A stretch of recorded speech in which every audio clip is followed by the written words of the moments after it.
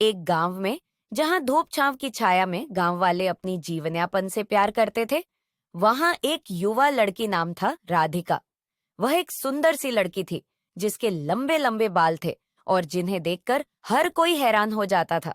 उसकी हंसी और उसकी मीठी बोली थी जो हर किसी को अपनी ओर खींच लेती थी। एक दिन गांव में एक अन्य युवा लड़का विक्रम आया। वह एक सुंदर दिखता था जिसकी आंखों में दीप्ति थी और उसकी आवाज में एक अलग ही कशिश थी। विक्रम गांव के पास ही रहने वाला था और उसका परिवार गांव के बड़े भू आधारित काम में शामिल था। राधिका और विक्रम की मुलाकात एक गांवी मेले में हुई। विक्रम राधिका के सुंदर साथियों को देखकर उसकी आकर्षण बढ़ गई। वह उसे देखकर हमेशा अद्वितीय लगता था, जैसे कि उसने कभी पहले देखा ही नहीं था। विक्रम और राधिका ने एक दूसरे से बात करना शुरू किया और उनकी मित्रता जल्दी ही प्यार में बदल गई।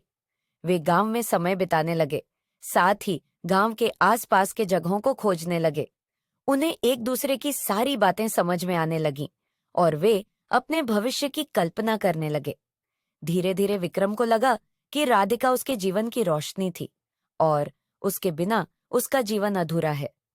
विक्रम ने अपनी भावनाओं को अभिव्यक्त करने का साहस किया और एक शाम को समुंदर के किनारे पर चांदनी की रोशनी में वह राधिका के सामने अपने प्यार का इजहार करने के लिए उसे बुलाया।